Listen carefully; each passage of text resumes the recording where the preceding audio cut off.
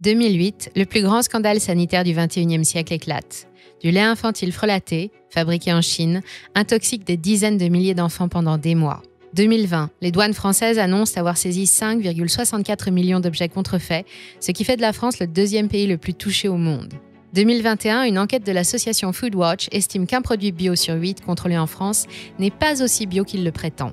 Contrefaçon de produits, respect des réglementations, origine et qualité des matières premières, tous les regards se portent sur les dysfonctionnements des chaînes d'approvisionnement. Pour redorer leur image et rassurer les consommateurs, les entreprises cherchent à remettre la main sur leur supply chain morcelée. Des lieux de fabrication aux espaces de distribution, elles ne jurent plus que par la traçabilité, la sécurité et la transparence. Mais comment améliorer la communication entre tous les acteurs de la chaîne d'approvisionnement ? Comment optimiser les échanges si nombreux ? Ces questions aiguisent les appétits. En effet, la gestion de la supply chain représente un marché énorme de plus de 15 000 milliards de dollars. Parmi les solutions innovantes envisagées, la blockchain détient peut-être les clés. Découvrons ensemble pourquoi cette technologie du Web 3.0 pourrait s'imposer dans l'univers impitoyable de la supply chain. Et restez bien jusqu'au bout de la vidéo pour connaître les meilleurs projets. Mais avant tout, n'oubliez pas de vous abonner et de partager notre vidéo pour soutenir notre chaîne. Vous pouvez désormais nous suivre sur Telegram pour plus de conseils et d'opportunités d'investissement. Rendez-vous en description pour le lien. Et bienvenue sur Money Radar.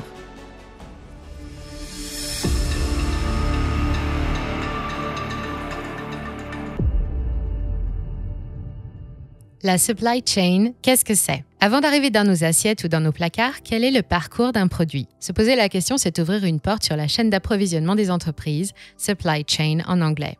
Sans vraiment le définir, ce terme est mentionné pour la première fois en 1958 par J. Wright Forrester, un pionnier américain en informatique et théoricien des systèmes. Les chaînes d'approvisionnement se matérialisent sous la forme de flux, avec des processus et des acteurs qui tissent le réseau mondial de notre société de consommation actuelle.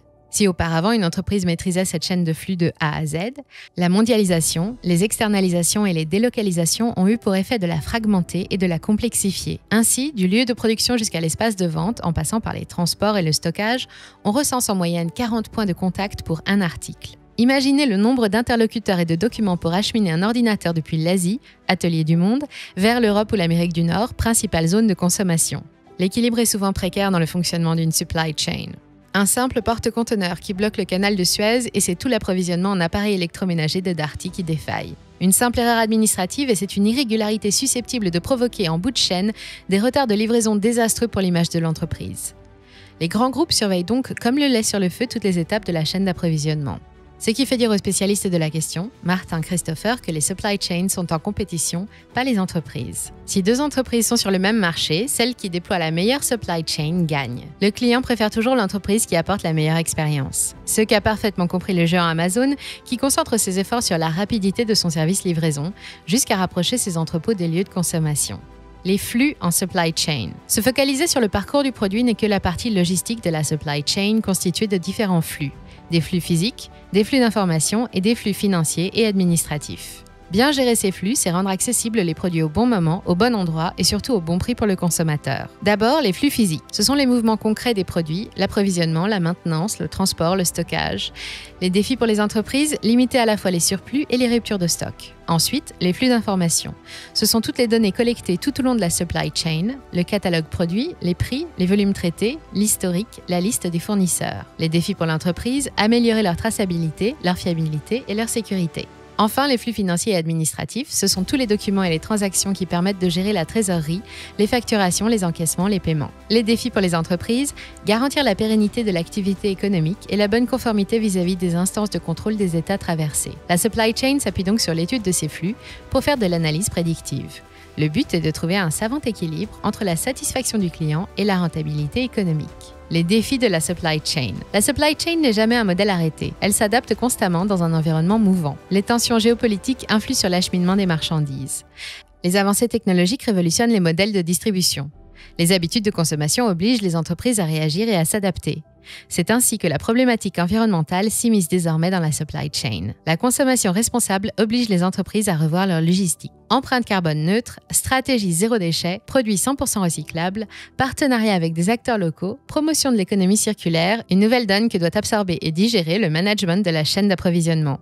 Prenons l'exemple du groupe Fnac Darty qui doit piloter les retours produits de leurs clients. En 2019, 6 Français sur 10 consomment de la seconde main. 25% des achats en ligne font l'objet d'un retour. La supply chain de la Fnac Darty a dû évoluer avec la création de 6 ateliers de reconditionnement localisés en France. L'objectif du groupe d'ici 2025 consiste à intégrer dans une chaîne de seconde vie tous les produits non vendables neufs. La question de l'impact d'une entreprise sur le réchauffement climatique est également de plus en plus présente. Une étude de la banque britannique Standard Chartered précise que 75% des émissions polluantes des multinationales proviennent de la supply chain.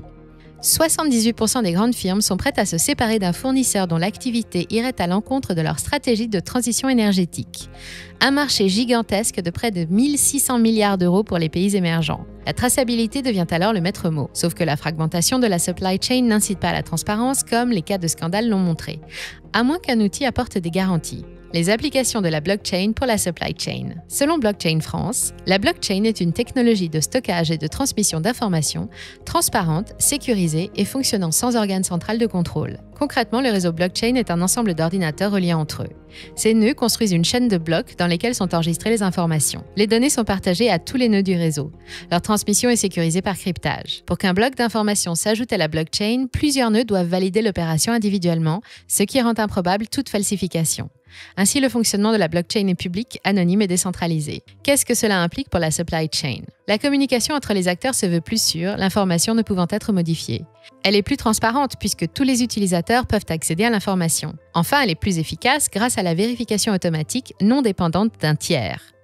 Les applications de la blockchain pour optimiser la supply chain sont nombreuses et utiles pour les 3 catégories de flux: matériel, informationnel et financier. C'est évidemment le cas pour tracer toutes les opérations. Les entreprises peuvent ainsi jouer la carte de la transparence avec leurs consommateurs, y compris en matière de politique environnementale. Origine des produits, empreinte carbone, gestion du recyclage. La blockchain permet de sécuriser les approvisionnements plus rapidement en centralisant toutes les données du catalogue produit. La blockchain permet de lutter contre la fraude et la contrefaçon, véritable fléau pour les entreprises. Elle peut garantir un label dans l'agroalimentaire, un certificat dans la formation ou la griffe d'une marque dans l'univers du luxe. La blockchain offre la possibilité de fluidifier les flux administratifs en réduisant les longs processus de vérification d'un pays à l'autre. Pour Blockchain Partner, la digitalisation par le biais de la blockchain réduirait de 20% le coût du transport maritime. Pour faciliter la gestion des flux de trésorerie, les acteurs peuvent passer par des programmes informatiques automatisés, les smart contracts. Ces contrats intelligents sont des programmes informatiques qui exécutent les termes et conditions pour les facturations, validations de paiement et autres livraisons. Il suffit simplement aux acteurs, branchés sur une même blockchain, d'harmoniser au départ les termes. En matière de logistique, les smart contracts suppriment les erreurs dans la relation client-fournisseur, augmentent la productivité avec les entrepôts automatisés et réduisent la paperasse administrative via les documents virtuels. Agroalimentaire, l'exemple de Carrefour. Suite aux divers scandales, la pression des consommateurs rend la traçabilité des produits incontournable dans le secteur de l'agroalimentaire. Dès 2018, le groupe Carrefour s'est emparé des atouts de la blockchain pour les produits de sa filière qualité de ses poulets d'Auvergne. Chaque acteur, producteur, transformateur et distributeur, renseigne depuis un smartphone les informations de traçabilité pour chaque lot: date, lieu, bâtiment d'élevage, circuit de distribution, traitements éventuels, nom de l'éleveur, alimentation reçue, label, etc. Le consommateur peut accéder à ces données grâce au QR code présent sur l'étiquette de chaque article. Du côté de la gestion de la production, la blockchain permet d'anticiper par exemple une surproduction de pieds de tomates, la supply chain intégrant un compteur de production de la parcelle. Le groupe Carrefour a élargi cette application aux produits alimentaires et depuis 2021 aux produits non alimentaires. C'est le cas de sa marque distributeur Tex. Le consommateur accède aux données de traçabilité des produits de textile en coton bio grâce à la blockchain et au flash du QR code. Le client peut apprendre que le coton de son Draus, non OGM et garanti sans pesticides de synthèse, vient de Turquie. Il peut aussi lire que le coton, produit entre les mois de mai et de novembre 2019, a été filé en Inde l'année suivante avant de voyager vers la France pour y être commercialisé. Carrefour vise 100% de matières naturelles, durables et traçables pour sa gamme Tex à l'horizon 2030. Cas d'usage de la blockchain dans le secteur automobile. Le secteur automobile ne déroge pas à l'appel de la blockchain pour réduire ses coûts de production et organiser de manière optimale sa chaîne logistique. Il faut dire que la supply chain pour les constructeurs auto brille par sa complexité, avec des fournisseurs éparpillés sur les 5 continents et des milliers de pièces à recenser. Le groupe Renault lance ses premiers groupes de travail en 2015. Des spécialistes travaillent en équipe afin d'améliorer la traçabilité, la sécurité et le suivi en temps réel de tous les flux. La chasse au très onéreux surplus de stock est ouverte. Malgré une gestion à flux tendu, la blockchain sert à disposer d'une photographie en temps réel.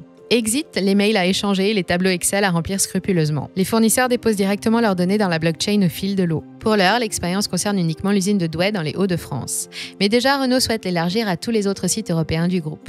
Chez Jaguar Land Rover, la blockchain permet de tracer les composants des batteries électriques. La transparence concerne en particulier le cobalt, matière première qui ne doit pas provenir d'une zone de guerre. Fournisseurs, constructeurs, vendeurs, mais aussi conducteurs, la blockchain est un outil potentiel au service de tous. Les grandes marques automobiles travaillent ainsi de concert autour du carnet d'entretien virtuel. L'objectif est de créer un passeport infalsifiable pour chaque véhicule. Chaque réparation s'ajouterait tout au long du cycle de vie de l'automobile. Les conducteurs auraient accès au kilométrage certifié ou à la valeur résiduelle du véhicule sans possibilité de fraude. C'est un argument majeur pour conforter l'attrait des clients pour la seconde main des biens et des produits, le reconditionnement et le recyclage. De son côté, le constructeur allemand BMW expérimente PartChain depuis 2016.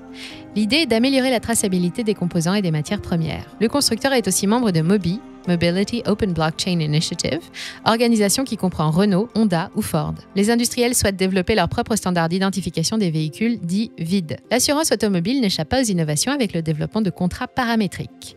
La prime d'assurance est ajustée à la manière de conduire et aux antécédents. C'est tout l'objet du travail collaboratif entrepris par le groupe Mobivia, Midas, Norauto, Carter Cash, la Matmut, Crédit Agricole Assurance et le groupe IMA, Intermutuelle Assistance, auquel s'est récemment joint Stellantis, groupe issu de la fusion entre PSA et Fiat Chrysler en 2021. Cet exemple montre toutefois une limite à la blockchain. Il est impératif que tous les acteurs de la filière participent au projet. Or, chacun répond à des intérêts financiers qui ne sont pas toujours concordants.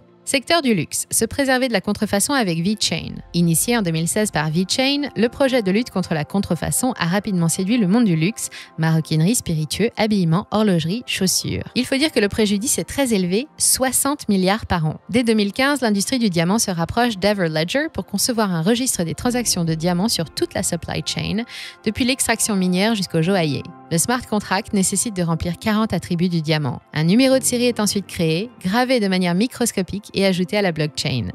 Si un fraudeur cherche à vendre un diamant sans pouvoir prouver sa propriété, il est démasqué et la valeur de la gemme diminuée. Le leader mondial LVMH a saisi l'opportunité VeChain pour limiter les risques d'escroquerie, mais aussi pour réduire ses coûts en optimisant sa supply chain. Basé à Singapour, VeChain lance sa propre blockchain VeChain Thor en 2018.